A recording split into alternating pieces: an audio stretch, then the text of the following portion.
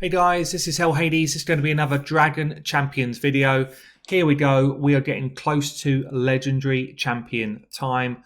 Solius event is coming up in 10 days. I'm going to talk you through it in this video.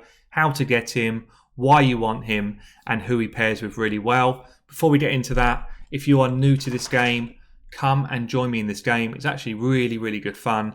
Especially when, you know, in fairness, we've got more free time on our hands right now with what's going on with the coronavirus. Awful times, but this is a really great free-to-play friendly game to just spend some of your time if you've got that spare time. If you come in and you're less than level 15, you can literally go into use promo code, type in Hell Hades, and you'll get yourself some additional freebies when you start the game. It's worth about $10. And actually, one of the champions that you generally pull from those freebies are one of the champions you need to help you get this legendary. So, I've already done that. Whoops. So let's get into this then. Who is it that we're looking for?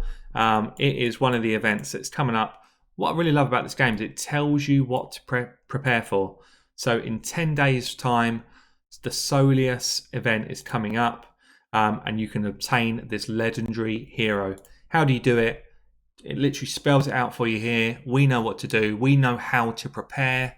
It says, right, which champions could you use? And as you can see here, these are all orcs. And it says, what level heroes do you need to be able to even contest in that first level? You can do that right the way through. Look here. So the one thing to notice, it is orcs only, guys. Orcs only. So you need to get farming your orcs up to get yourself this legendary champion. And it tells you here what levels you would need to do each different stage. So level 20 hero, as in me. Ability levels 2, gear levels 3+, and then rune levels 16+. I'm actually not certain, if you guys know, please comment below, whether everybody in your roster of orcs needs to be at that level, or if you just need one to get to the criteria. I don't know. But if they all need to be, then you need maxed out runes. You need, really you need to be pushing up to this kind of level 5 to be able to get enough hero stones, I think, to be able to pull him. Let's just have a quick count up. 95, 120, 135. Maybe it's even level 6. 135. I think it's definitely at least level 5. Let's just have a look at how many we need to be able to pull him. So we need 145 to be able to pull him in the first place. And therefore we need to be able to complete 145. So what we got here, 25, 50, 80, 145. Yeah, so you need to be able to complete level 5 to be able to pull him and get him into your roster. When he comes 5-star. So he comes in big. And you need to be able to do that. Hero level 60. You need ability levels 6. You need gear levels 8+, and you need rune levels 16. So you need to get farming hard if you're new to the game.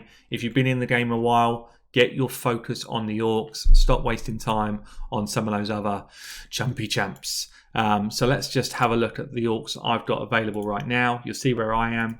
I'm kind of in that mingling spot of building my way up to this. So I've just hit level 52. I need to push these past level 60, as we just saw, to be able to do this more comfortably.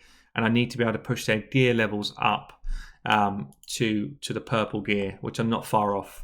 So Rantha, how do you do this then? Rantha, you can literally go and buy her with guild tokens. You can get her from the early level farm, so she's very easy to obtain. Tromgar comes through all of the missions and the achievements. So I've literally just farmed him through those different items, and I've already got him up to level 7. So I need a bit more gear work, but he's pretty much good to go. I just need to level myself. Mortha, again, one of the early champions, very achievable to get her hero stones. See here, pretty early level stuff, 312, 16. Get farming them every day. Ma is a little bit more difficult. His farming spots are a bit later on. 6 so is pretty achievable, but the arena is where to go for Ma. So keep getting your refreshes on the arena. Be around for the refreshes. He's there at least one every 2 times, I'm finding. So, just buy up your hero stones and make sure that he is someone that you prioritize with your arena goodies. And then we have got Corkrim as well, who is one of the early champions. As I say, you should pull him if you do that promo code Hell Hades early on, but then you can get him in 3 different areas here, so all relatively early areas. Also, you can get him in the tower farm, so do your tower on a daily basis and you'll be able to get him. It's also good fun to do it. So they are the 5 I'd recommend. If you've got access to Hard Orc, then he is absolutely worth taking with you, but he's much harder to get. I think you only really get him from buying him in the marketplace. I don't even know if I've upgraded the ability to get him. I've not seen him personally, so I think I'm too low level to be able to get him anyway. But that's how you go about getting Solius. Now, let me show you Solius. Before I do that, I want to show you this new champion that I got, because she actually pairs really well with him. So, Knight Priestess, Nightiel, she has got the ability here on a passive to remove 1 debuff from herself and Solius, and 1 buff from a random enemy at the end of the turn. If Solius is on the battlefield, you remove 2 buffs from the enemy. It's an insane passive, but if you reverse it, she gives more to him than he even gives to her. So let's pick up Solius and just have a look at him. Why is he so good? Why has he got that legendary status? I think visually he's actually pretty cool to look at as well. I love the sort of effects here. Pretty good animation. So what's he do then? He has got, let's just max these out. He's got first skill here, deals 210% magic damage to an enemy. Pretty basic, I'd say, but it's an A1. 15% chance to restore 1 turn of a random ability. That's pretty cool. Recycling those bigger abilities faster is always useful. And then also, if Nightiel's on the battlefield, she comes in and does an assist attack with him. Really, really nice. Starts to get better as we get through the abilities here. So here's A2 then. Heals all allies for 550% of Solius's magic damage. I mean, I fought against this guy and he literally just tops off everybody's health on this move. It's a fantastic move. Definitely one to watch out for. If you've got him, then this is one to book out, because literally it just spins a battle on its head. He's then got an A3. So let's wipe this up. Full ability again. Heals an ally for 40% of their max health. Pretty good. Then it applies armor increase, tenacity increase, haste, damage increase, and cheat death for 2 turns. I mean, what else do you need? What else do you need? You throw this on a tank and you are going to be tanking for days. You throw this on your damage dealer and they've got that additional speed. They've got that additional kind of defense ability, and they throw out more damage. I mean, you can literally put it on anybody and you're laughing. So insane buff. Really love it. He's then got this passive, which is similar. So it pairs with that Nightiel passive, really. Passive ability. When the battle starts, all human defenders get armor increase for 3 turns. All human healers and tacticians receive cheat death for 3 turns. And all allied human fighters get potency for 3 turns. If Nightiel's on Nightiel's on the battlefield, she gets all of those buffs as well. Again, that's a passive. That's an insane passive. Think about this in the arena. You are literally starting on the front foot. Who's going to be able to go up against you? I've got no idea. Insane passive.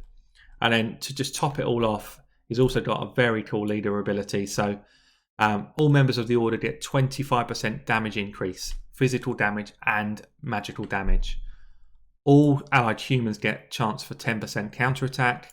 It increases for each living human in the party. All elves get 5% crit chance for each living elf. And all pandas get a 5% potency increase for each living panda. So he can go as a leader for any of the different races in order. But because of this passive on his second passive here, he absolutely benefits being with a human team for me. Human team, but probably with Nightiel in the mix. So look, I'm absolutely going gung-ho to make sure I get this champion when he's available. He's very cool. Guys, if you've not tried the game yet, come and join us. We have got a number of guilds now running under Hades Minions. Hades Minions 1, 2, 3, 4, 5 and 6. All full, all kind of doing their guild raids on a daily basis. If we need to create more, we can create more. For me, this is a fantastic second game, especially given the current climate with the coronavirus forcing a lot of people to be working from home or home based. I'm finding this a game I can literally dip into, spend 40 minutes every 12 hours or so, use my energy, have some fun with the tower, have some fun in the arena whilst I'm kind of building myself up, get myself into the guild raid. Yeah, it's a lot of fun, guys. It's a lot of fun. It's very free to play friendly or low spender friendly. And yeah, you should get involved. As I said at the start, if you want to get involved, come in, use that promo code, HellHades, and you'll get some freebies. Leave me a comment below. Are you going for this Solius event? Good luck, guys. I'll catch you all soon.